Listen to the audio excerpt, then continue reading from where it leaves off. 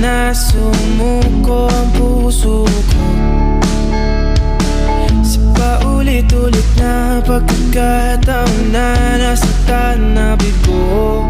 Mukhang delikado na naman ako. Bakit ba kinikilig na naman ako? Pero ngayon ay parang kakaiba.